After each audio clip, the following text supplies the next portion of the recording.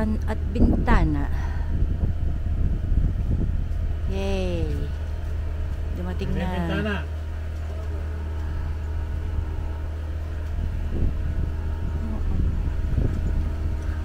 Yan, dalawang kolong-kolong. Kakabit na, kasasabi ko lang. Dumating.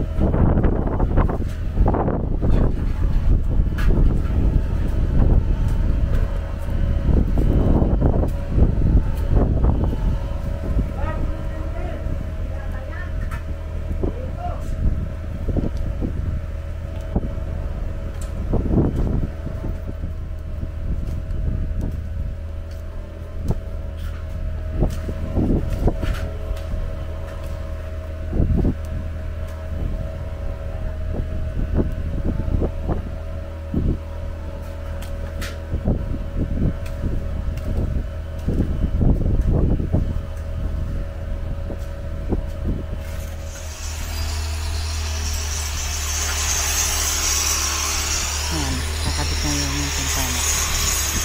Kakabit na naman yung bintana.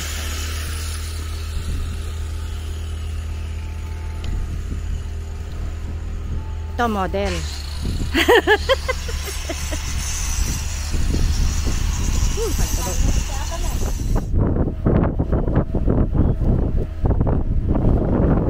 Yang siya, kahit na nahihirapan yan, enjoy yan. Tinutulungan niya si Makmak sa pagdadamot. Ganun din si Tol Mariel. Habang may gumagawa sa kusina, kinakabit yung bintana. Kumuha na rin ang palabas. Ayun, tapas-tapas na rin muna doon. Iniwan niya muna yung ginagawa niya sa kusina. Dahil nga may ibang gumagawa doon. Kaya tumulong na rin muna si Nariel magtabas ng damo. Tapos yun, si Habi tabas-tabas na rin. Nag-enjoy yan kahit na edit na yan.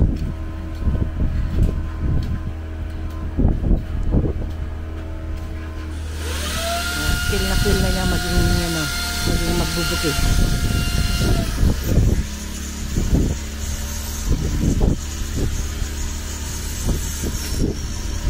At least pinapawisan siya. Kapag nasa condo kami, nako, hindi yan pinapawisan. At least yan nakakagtag yung katawan niya sa pagtatrabaho dyan. Dami ko pa dyan. Yan sila. Si Makmak, si Habi.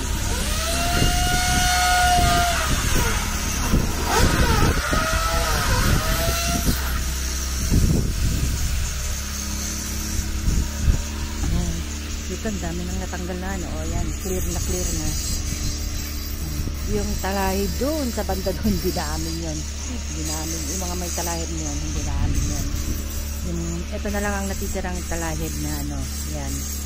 Hanggang dito. Yan na lang yung natitirang talahib na makapal-kapal pa yan. Ako, mahirap-hirap pang tabasin yan. Dami yan eh. Pero kumbaga, yung ibang nasa paligid, natabas na nila kahapon, nasunod na rin nila yung iba. So, yan. Pinig-clear up naman nila dito ngayon sa harap. Lalo pat mag-uumpisa ng magpapagod. Kailangan malinis talaga yan.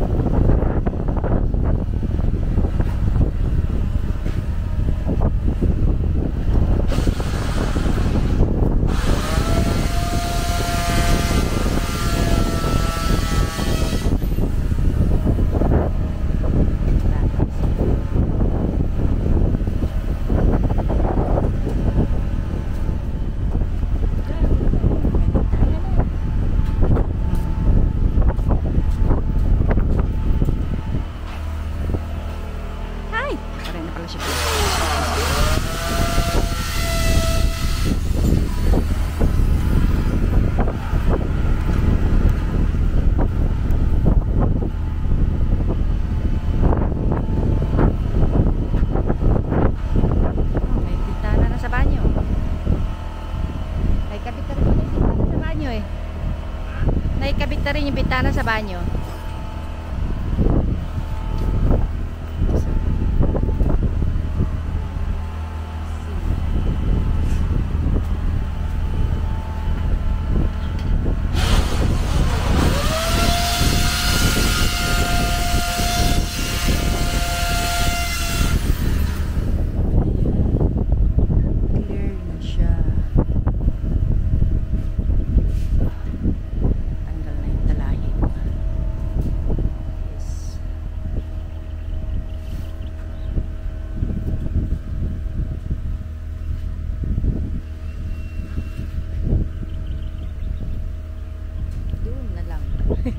Sa kabilang lote.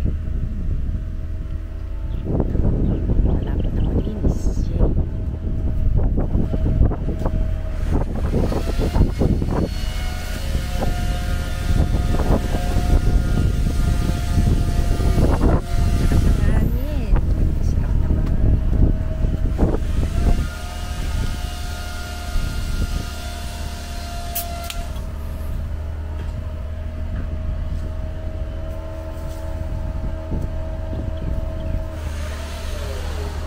Mabilis yung rake oh.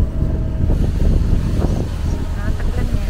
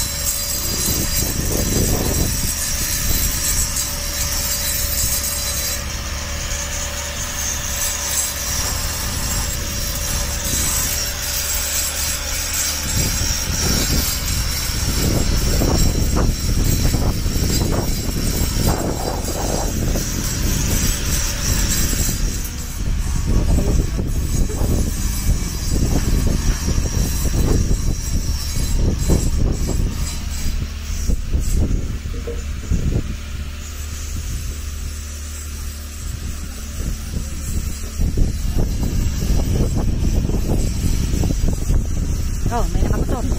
Baka si Mix na yun. May nakamotor, baka ako si Mix. Ay, hindi. Tumatalon-talon. Yeah. Tsaka dalawang tao yata yun. At parang babae.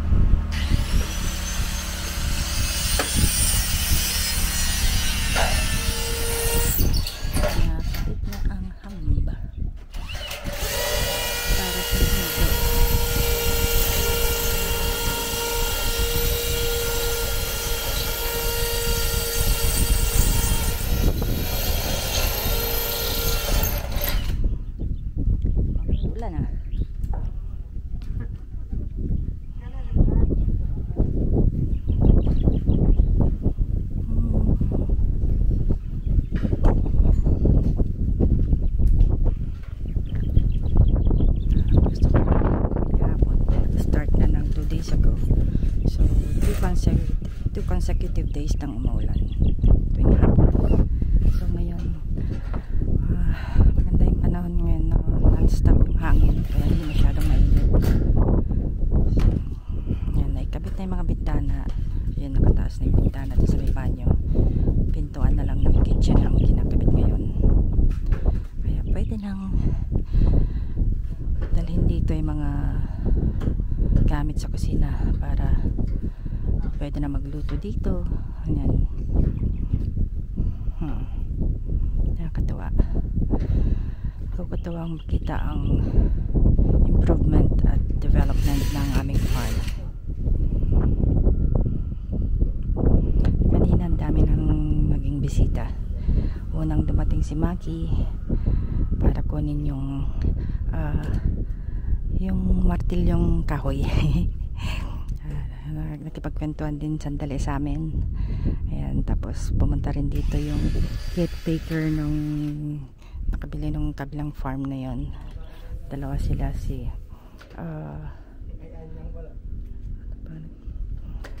Barry and si Alvin yata yung kasama niya.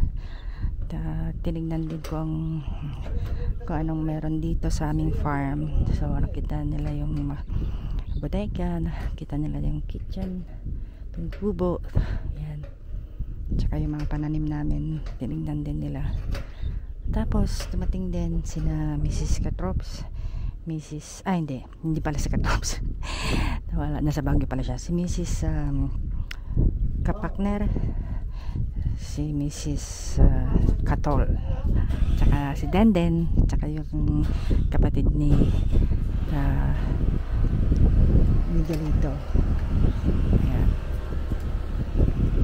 Tapos yun nga yung nag-deliver ng materyales. Tapos ito ngayon yung nagkabit ng kayo ayaw kumain, kakainin ko lahat yan. Kain na muna, mamamayat ka yan, sige. Ayan, ngayon naman ito kinakabit na ngayong yung bintana at pintuan ng kitchen. Yay. Ayan naman, pwede ka nang matulog dito. Sabi nung may nag-comment sa YouTube ko ikaw daw ang matutulog dito. sabi ko sa kanya yung nag-comment sa YouTube ko na si Makmak daw matulog dito. Magbantay ng farm.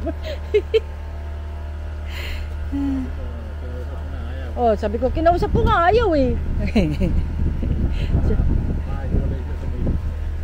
Sama mo na rin.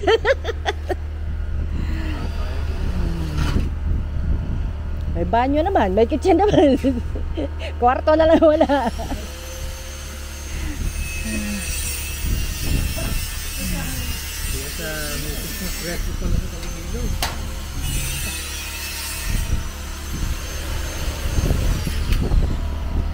May mga bintana. May gano'n na sliding siya. Bintana ng kitchen. Ito, bintana ng banyo. Ayan. Ito rin, bintana ng bodega.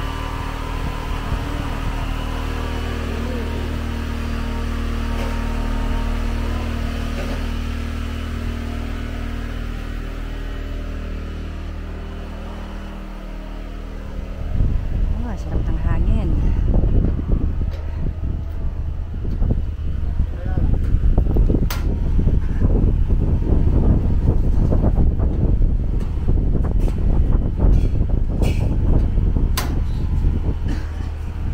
Ano pala yun? Yan, may lock din yung tunay na yun. Makikita niya meron siyang turn off.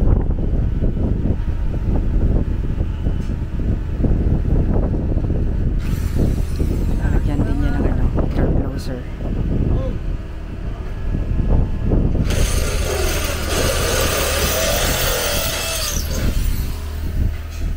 Ano yan? Paano? Pag ganun?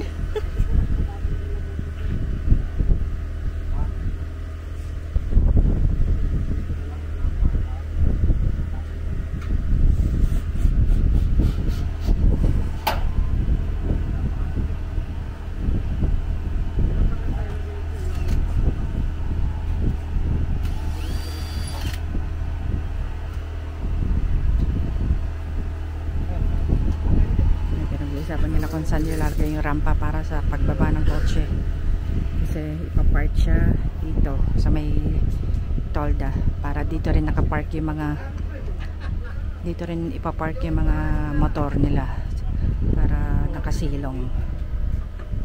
Ito na yung mga kalamansi. Ay, mabuhay kayo habang buhay, walang mamamatay.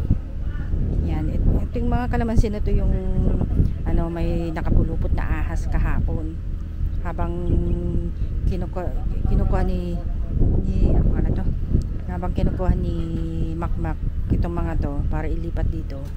Paghawak niya meron siyang nakitang dalawang ahas. Kaya sabi niya sa amin, mamaya ko na lang lilipat yung mga ano, kasi meron daw ulupong. Sabi ko, ano yung ulupong? Ahas pala yun. Kaya mo, baka may ahas uli. Ay, ayaw magsikain itong mga to. Ayaw nila magmerienda.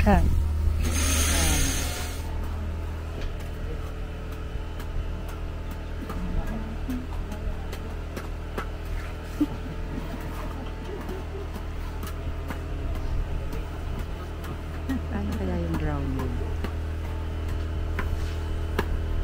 Ano yung brown na yun, mahal? Ano yun? Ah, trim.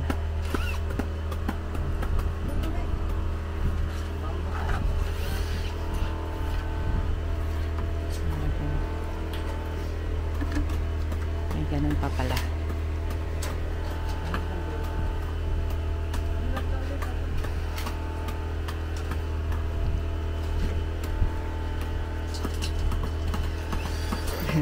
Tumigas na yung semento. At nagpupukpok na lang.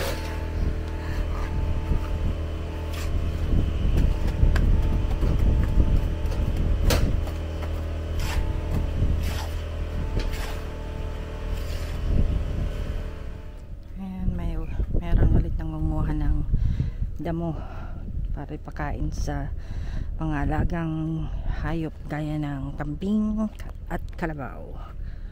Ayan. Pwede lang maglakad-lakad kasi hindi na ganoon kainit. Huwag lang kikidlat. Usually yung mga tinatamaan ng kidlat pagka ganitong very open land, open area. Nagkikidlat eh. Kung ano yung mataas na ano, yun ang unang tatamaan. Wala lang sanang ahas dito. Ayan. Oh, sarap ng hangin. Nakikita nyo gumagalaw yung mga ano, damo. Ayan. Non-stop yung hangin eh. Buhat pa kaninang umaga. Kaya presko. Lalo na kung nandun ka lang sa kubo. Hindi ka naaarawan. Ayan. Sana palagi ganito. Ganito, ang sarap na ano, masarap magtambay dito sa ano, sa farm. Pag mahangin. Nakakalangap ka ng fresh air. Sariwang hangin. Ayan. May mga saranggola dun oh. Napapalipad ng saranggola. Kasi yan, maririnig mo mga huni ng ibon. Di ba nakaka-relax? Makikita mo ang view ng Arayat, Mount Arayat. Ayan siya. Ayan.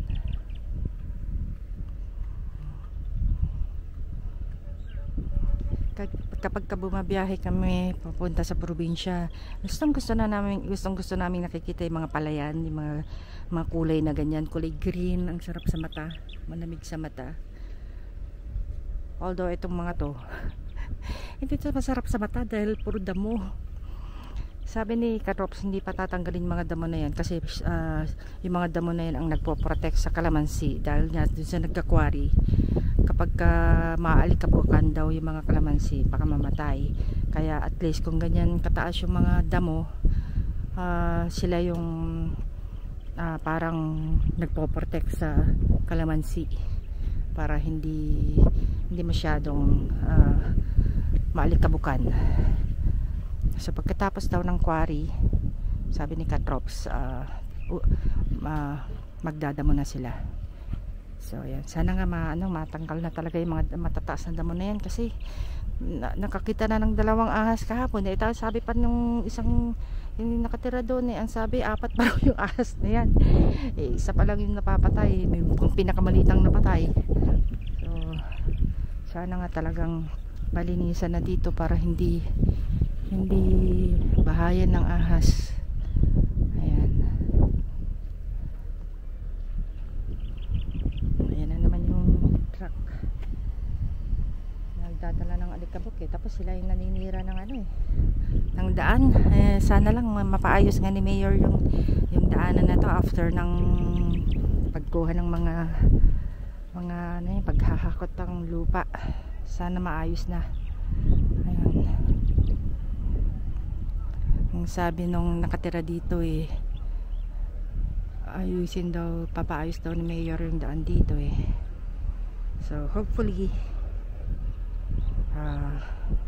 magawa anytime soon. Ayan lalaki mga truck, may mga dumadaan dyan kaya sagwa-sagwa na ng daan, kaya doon na lang kami sa likod dumadaan hindi na kami dumadaan dito talagang malalim na yung daanan. Ay nako,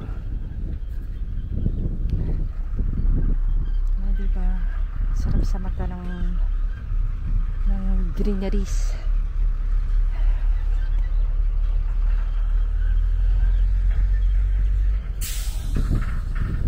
Yung mga yan, yung iba mais, kaso yan na yung mga mais pa na dating itanim dito. So sabi ni Miguelito, hindi na raw mamumunga yan. Kaya damo na lang din siya. Dahil nga kumbaga isang bungahan lang yata ang mais after that kailangan mo ng tigpasin. Yung dalawa dun ayaw pang kumain, ayaw magmerienda, nahihiya pagka nandito kami. Ay nako, ba't kaya umalis na nga ako dun ayaw pa rin kumain.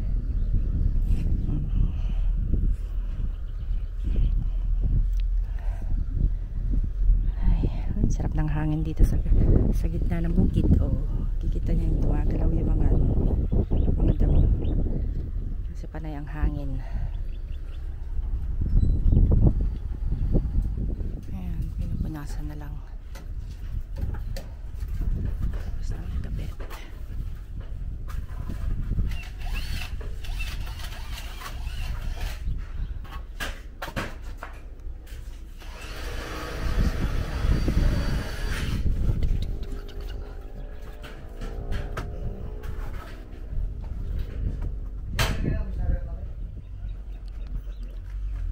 Inspection na ni Bossing.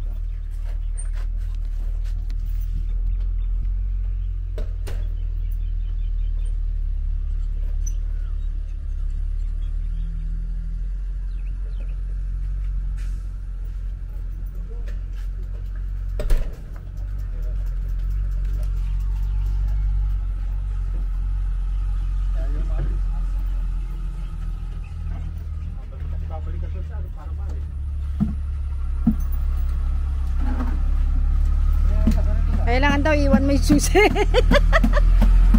Iwan mo nakakamit yung susi. Naglock ka pa.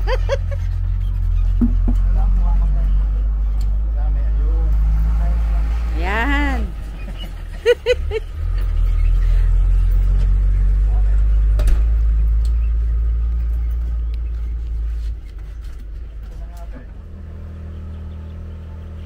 Magawa silang hanggan.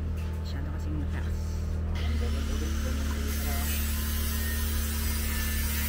Oh, mason na si Makmak.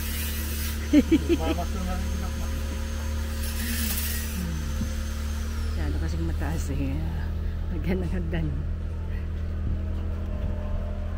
Parang dito sa kubo. Yan. Naghanang-hagdan. Mahirap makyat sa kubo kasi nang masyadong mataas.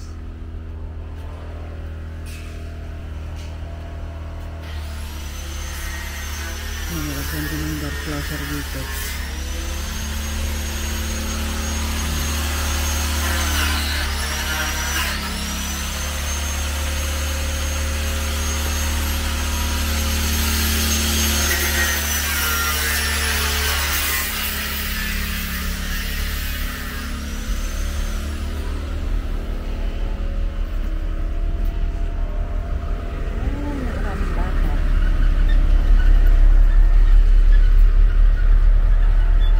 Hi, Bossing.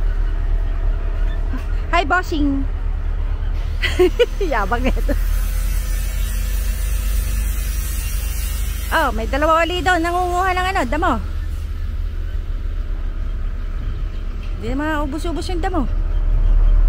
Ay, may kalabaw doon. Kalabaw, kalabaw. Yung dalawang tuta nagpunta pala doon sa may kubo doon. Actually, hindi yung kubo, bahay. Ayan.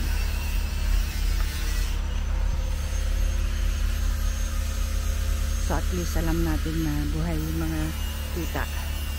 Nangapit bahay lang. Sabi nung nakatira doon eh, pakuhanin na lang yung dalawang tuta doon. Pero sabi ni Habi, kung mas gusto ng mga tuta doon, eh, doon na lang muna sila. At least mas safe sila doon. Manok dun oh.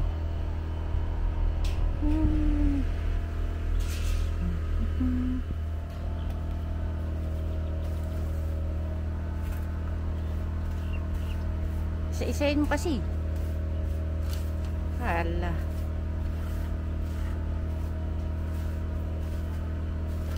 Galing ah.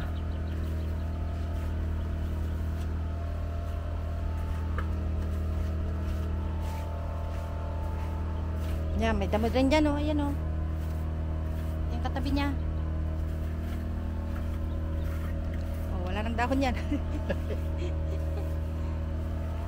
Pero buhay pa siya.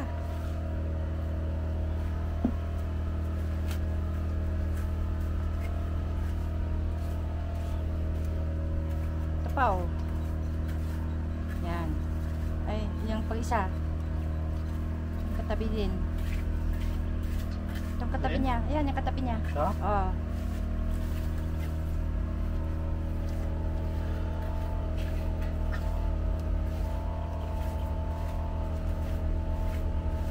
Tingnan ang mga dahon na to.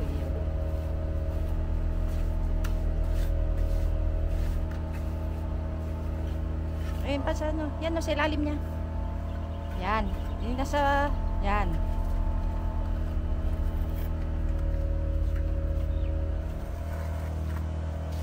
Sumali na.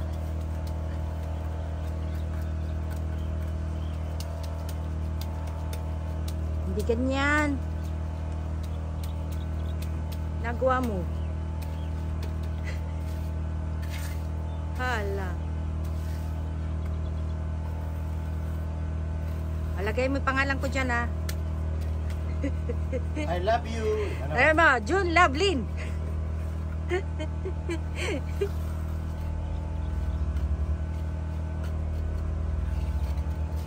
Tapos tapak-tapakan lang nila. Asintahin na naman yan. Atagin mo. Sabay pinasa. Atagin mo lang dito pero ayos na yung level niya. Oh, bakit hindi ikaw?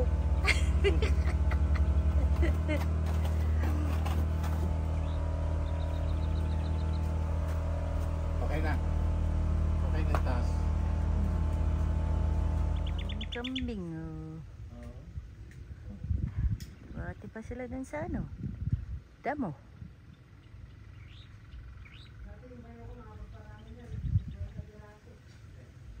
Nag-umpisa sa ilan? Ano lang po yan? Sa dalawa.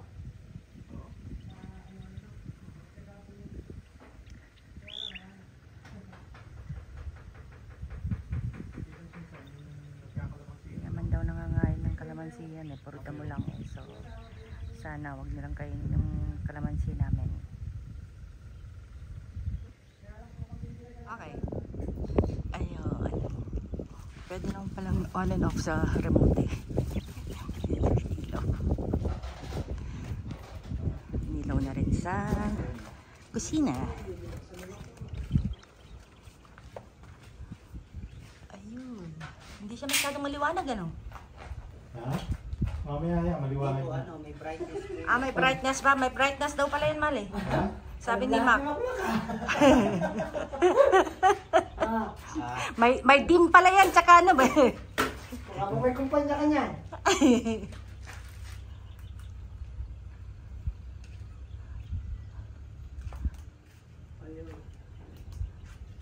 Ayan, baka mamaya may dancing ano pa yan. Dancing light. Hoy, mister, lumayas ka dyan.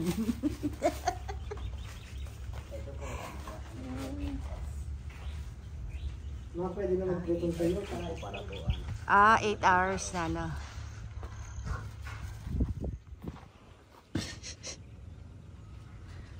Pilipino. Tali ka dito. Aba! Hi, kachuchu! Come here! Kayo, pasyal-pasyal, Pasyal-pasyal, Hala! Come on! Come on! Come on! Ay, kulong kayo doon sa kusina. Come on! Dagi-dagi! Dagi! Kala namin dead ball na kayo eh. Namasyal lang pala eh. Oh. Ayun, sama siya kay Nariel. Yo, pagkain eh. Oh. Gutom na gutom. Allah. Lagyan mo pa nga, mahal. Gutom na gutom.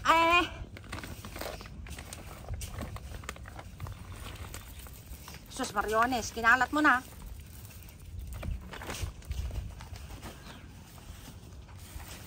Kaya kinalat. Hindi marudong. Wala, gutom na gutom. Kung saan-saan kasi kayo nagpunta eh.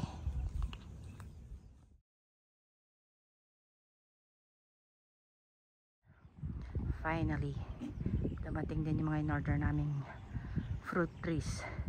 Ang usapan na stress ng petsa na, mag-alas 6 na. Inabot na kami ng gabi dito. Ayan, yung dalawang doggy. Bumalik na sila, doggy na baby. Gutom na gutom, ang daming kinain. Doggy, magsa-sunset na. Ayan, may kumukulit ang damo. Hindi maubos-ubos na damo.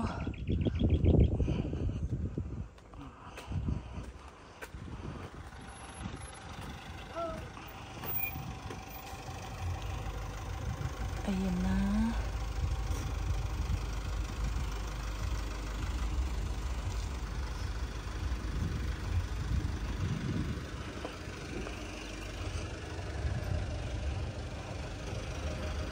Matig na kayo inabot ng dilim ba?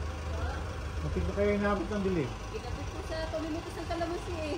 Oo. Di ba't napakamura ng kalamansi ngayon? Ba't kayo nalilita? Nag-isang libo ko kahapon. Ha? Ang bilis ano? 950 po. Kung kailan lang eh, 500 lang. Pero kahapon po, lumabot pa. Ilang piraso lahat yan? Bali, malaki ng ano. Hindi pala ako nakabidyo. Kaloka. Kanina pa nakatas yung kamay ko. So magkano lahat? Nalista mo ba kung ano yung mga yan? Lang po yung opo ma'am. Doon dalag sa tabi. Ayan. Ayan siya. Sampalok, bayabas, santol ulit, sampagita, duhat, at kung ano-ano pa. Pauwi na. Ginabi na sa Lynn Farm. Bukas ulit. Good night.